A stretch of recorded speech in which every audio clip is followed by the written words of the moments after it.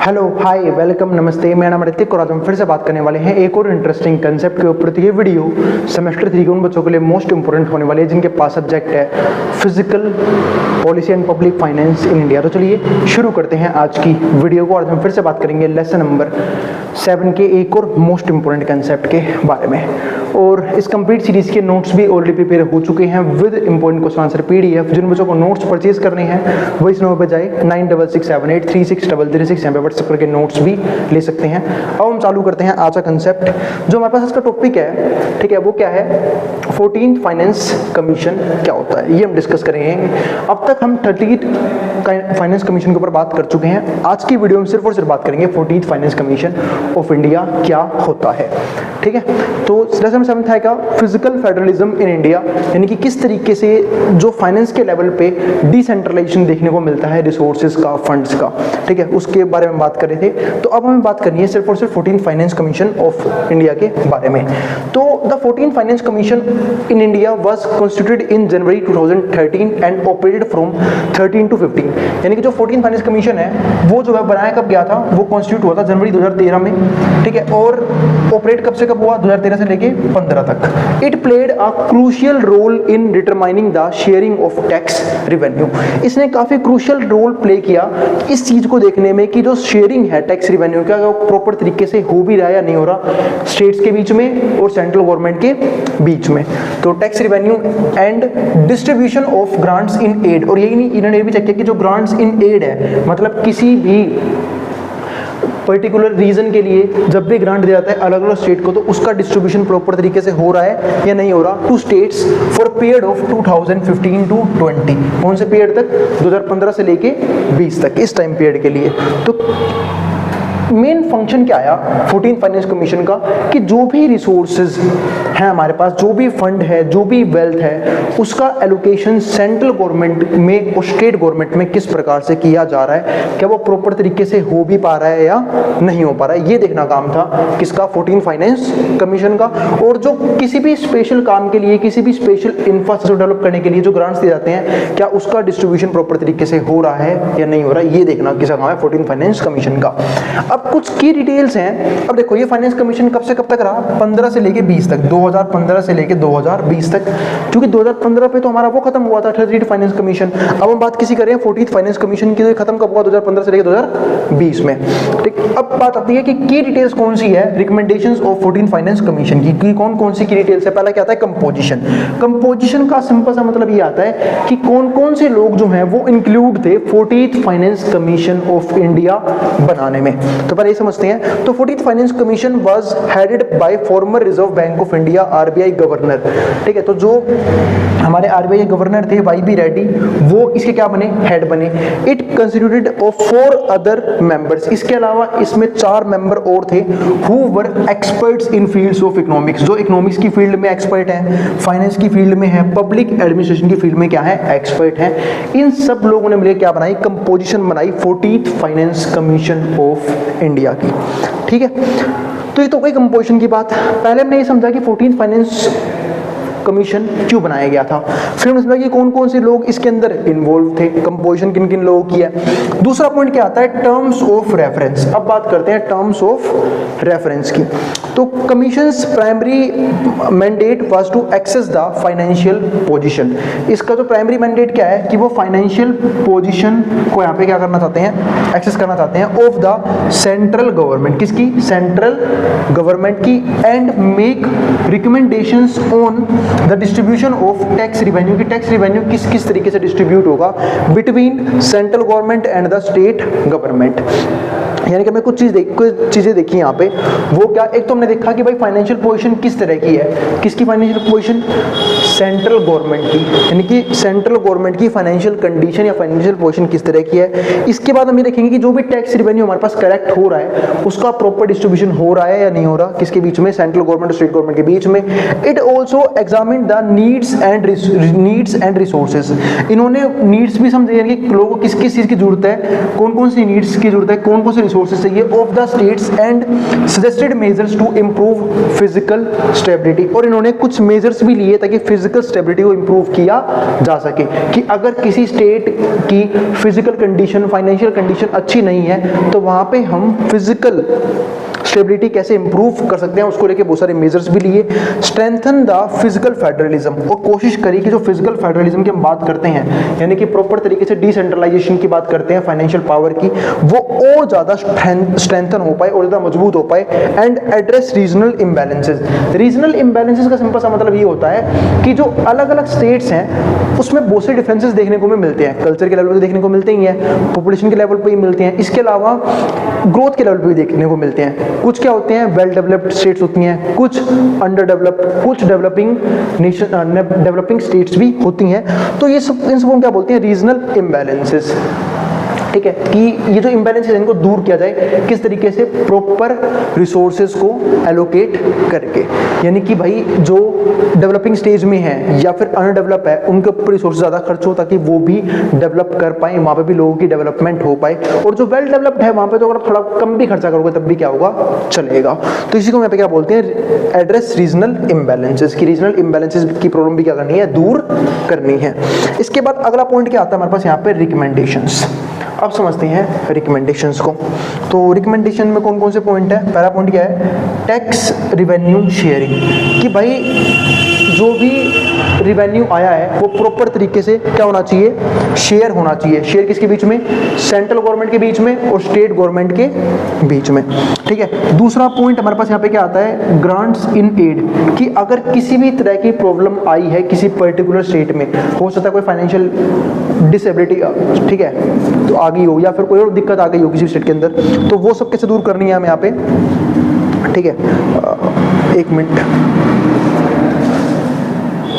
हाँ, तो मैं क्या बात कर रहा था, कोई फाइनेंशियल, ठीक है, अनस्टेबिलिटी आ गई, डिसेबिलिटी नहीं, अनस्टेबिलिटी आ गई हो, ठीक है, तो उसको लेके हमें जो है कैसे डील करना है उस चीज़ से, उसे किस तरह के ग्रांट्स प्रोवाइड करने हैं, या फिर कोई स्पेशल इंफ्रास्ट्रक्चर डेवलप करना है, कोई स्कूल डेवलप करना है, मतलब एजुकेशन को लेके कोई स्टेप लेना है, या फिर आप समझ सकते हो हेल्थ को लेके कोई स्टेप लेना है, तो उन सब केसेस में जो है ना उन्हें स्पेशल ग्रांट्स दिए जा सकते हैं। तो ग्रांट्स इन एड।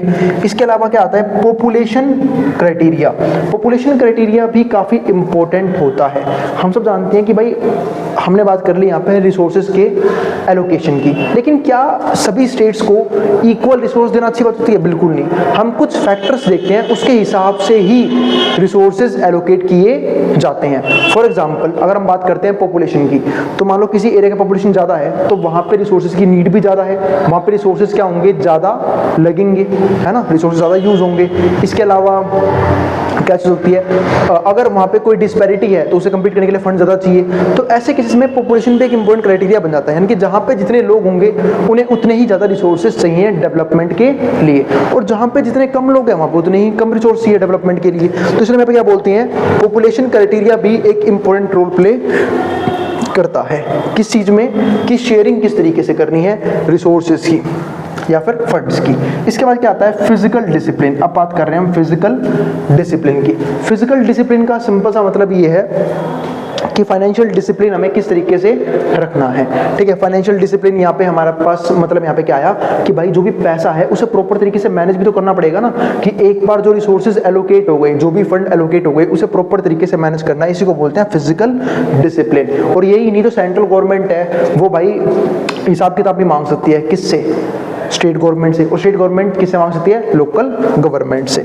इसके अलावा अगला पॉइंट क्या आता है हमारे पास यहाँ पे, डिजास्टर रिलीफ फंड। अब डिजास्टर रिलीफ फंड का मतलब क्या है कि भाई एक फंड मैनेज किया जाता है, इसको हम क्या बोलते हैं, डिजास्टर रिलीफ फंड। कि भाई अगर मान लो किसी भी स्टेट में किसी तरह की डिजास्टर हो गई, कोई भी दिक्कत आ गई, भूकंप आ गया, सुनामी आ गई, ठीक है, बाढ़ आ गई, कुछ भी आ गया, तो ऐसे केसेस में एक प्रॉपर फंड मेंटेन किया जाता है, एक रिजर्व मेंटेन किया जाता है, जिसको हम क्या बोलते हैं, डिजास्टर रिलीफ फंड। कि जब भी किसी स्टेट में किसी इस टाइप की पर्टिकुलर प्रॉब्लम आएगी तो वहाँ पे वो फंड देके उन्हें जो है ना कहीं ना कहीं हम उस चीज़ से बाहर लाने की कोशिश करेंगे, तो इसको क्या बोलते हैं, डिजास्टर रिलीफ फंड। इसके अलावा एफ पॉइंट क्या आता है, elimination of revenue deficit grants. यानी कि जो भी ऐसा खर्चा है जो कहीं ना कहीं सेंट्रल गवर्नमेंट के ऊपर बर्डन बन रहा है, तो उसको दूर करने के लिए गवर्नमेंट ये चीज करती है, elimination of revenue deficit grant, कि भाई हटा दो रिवेन्यू को, क्या कर दो, ठीक है, ऐसे जय खर्चा मत करो जो डेफिसिट बन रहे बजट के ऊपर। हम सब जानते हैं कि भाई गवर्नमेंट बहुत बार बोलती है कि हम जो है वो घाटे में रहे। घाटे में रहने का मतलब क्या है कि गवर्नमेंट का रिवेन्यू क्या है, कम है, गवर्नमेंट का टैक्स रिवेन्यू कम है, फिर बाकी रिवेन्यू कम है, और गवर्नमेंट की स्पेंडिंग यानी कि एक्सपेंडिचर ज्यादा है, जिसकी वजह से क्या बोलते हैं कि बजट जो है वो डेफिसिट में रहा हमारा, ठीक है। तो इस तरीके की चीजों से बचने के लिए ये चीज की जाती है, elimination of revenue deficit grants.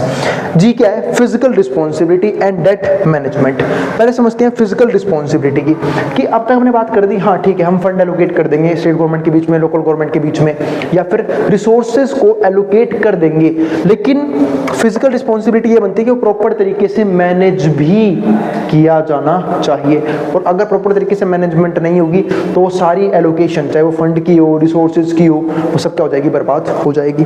अब डेट मैनेजमेंट का मतलब क्या होता है, तो हमने इस चीज को पढ़ा था, कब पढ़ा था, 5th चैप्टर में, जब मैं आपको पब्लिक डेट समझा रहा था कि डेट मैनेजमेंट भी बहुत इंपॉर्टेंट है। अगर मान लो इकोनॉमी पे किसी तरह का कर्जा है, या फिर किसी स्टेट पे किसी तरह का कर्जा है, तो प्रॉपर तरीके से मैनेज भी किया जाना चाहिए, या तो फिर उसे टाइम पे चुका दो, ठीक है, या प्रॉपर तरीके से मैनेज कराना चाहिए, क्योंकि अगर डेट प्रॉपर तरीके से मैनेज नहीं किया गया तो डेट अनसस्टेनेबल हो जाएगा, जिसकी वजह से कंट्री के अंदर या फिर स्टेट्स के अंदर बहुत सारे इकोनॉमिक डिप्रेशन या फिर डाउनटर्न्स देखने को हमें मिल सकते हैं। तो इसलिए ये पॉइंट भी इंपॉर्टेंट होता है कि सब किसका काम होता है, 14th फाइनेंस कमीशन का, ये सारे इंपॉर्टेंट पॉइंट्स थे ये। इसके बाद एच पॉइंट क्या है, ग्रांट्स फॉर लोकल गवर्नमेंट, यानी कि जो भी लोकल गवर्नमेंट है उन्हें कुछ स्पेशल ग्रांट्स दी जाएगी ताकि लोकल लेवल पे ग्रोथ पॉसिबल हो। अब लोकल लेवल यानी कि खासकर अर्बन एरियाज में नहीं, खासकर रूरल एरियाज में, है ना, रूरल एरियाज में जो हम बात करते हैं ग्रांट्स की, क्योंकि अर्बन एरियाज तो वेल डेवलप्ड है, वहाँ पे अच्छी इंफ्रास्ट्रक्चर है, अच्छा एजुकेशन सिस्टम है, अच्छा हेल्थ केयर सिस्टम है, ठीक है, फाइनेंशियल स्टेबिलिटी भी अच्छी है, लेकिन दिक्कत कहाँ पे होती है, रूरल एरियाज में, उनको डेवलपमेंट की जरूरत होती है, तो जिसकी वजह से उन्हें स्पेशल ग्रांट दिए जाने चाहिए ताकि वहाँ पे भी इंफ्रास्ट्रक्चर, एजुकेशन, हेल्थ केयर, ये सब चीजें प्रॉपर तरीके से डेवलप की जा सके।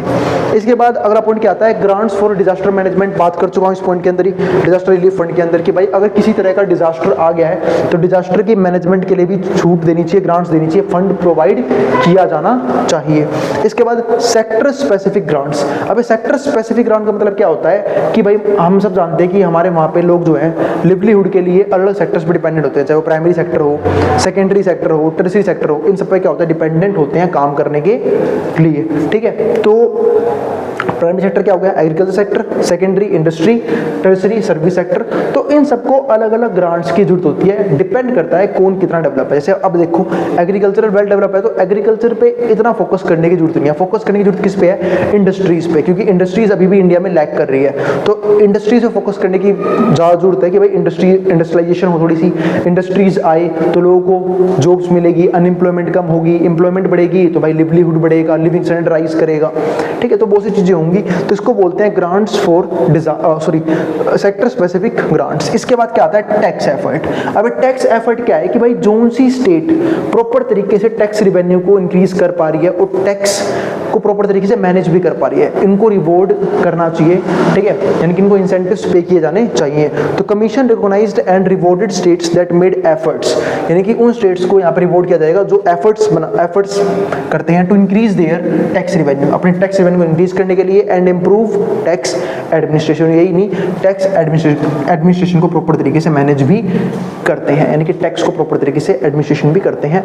तो ऐसे स्टेट्स को क्या करना चाहिए, रिवॉर्ड देना चाहिए, ठीक है, ताकि वो जो है कहीं ना कहीं इन फ्यूचर और ज़्यादा इंप्रूव कर पाए, या फिर और भी लोग उनसे सीख पाए कि प्रॉपर तरीके से टैक्स कैसे मैनेज किया जाता है और कैसे टैक्स रिवेन्यू को इंक्रीज किया जाता है। फिर अगला पॉइंट क्या है, परफॉर्मेंस बेस्ड इंसेंटिव।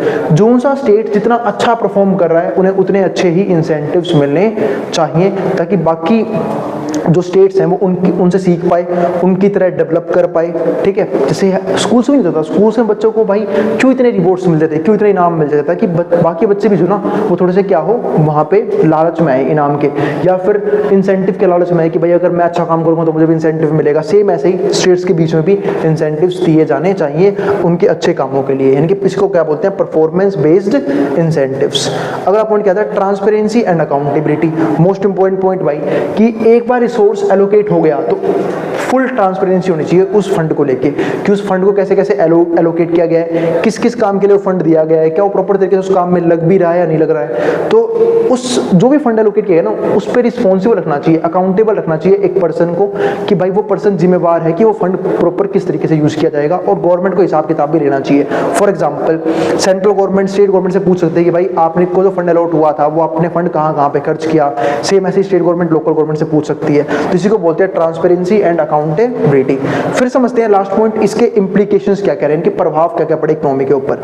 तो recommendations of 14th finance commission, जब रिकमेंडेशन आया 14th फाइनेंस कमीशन का, हैड सिग्निफिकेंट इंप्लीकेशन, उसके बहुत से इंप्लीकेशन रहे फॉर फिजिकल रिलेशन, किसको लेके, फिजिकल रिलेशंस को लेके, between the central and state government. यानी कि कहीं ना कहीं 14th फाइनेंस कमीशन ने रिलेशनशिप मेंटेन करी अच्छे तरीके से, किसके बीच में, सेंट्रल और स्टेट गवर्नमेंट के बीच में, कि इनके बीच में आपस में कोई डिस्प्यूट ना हो, खासकर टैक्स को लेके, फंड्स को लेके।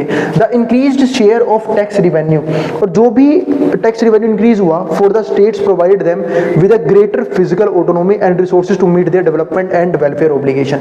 तो जब भी टैक्स में किसी तरह का इंप्रूवमेंट आया तो उसे खर्च कहाँ पे किया गया, एक तो रिसोर्सेज, उसके रिसोर्स को खर्च किया गया डेवलपमेंट में और लोगों के वेलफेयर में। जो कि सिंपल सी बात है, मैंने ऊपर बात करी कि भाई टैक्स एफर्ट करना चाहिए हर एक स्टेट को, और जब टैक्स का रेवेन्यू बढ़ेगा तो भाई अच्छे रिसोर्सेज आएंगे, नए रिसोर्सेज आएंगे, और वो नया रिसोर्स क्या होगा, कहीं ना कहीं उस स्टेट की डेवलपमेंट में यूज किया जाएगा और लोगों की सोशल वेलफेयर में यूज किया जाएगा। The new grant system allowed states more flexibility in utilising funds as per their priorities.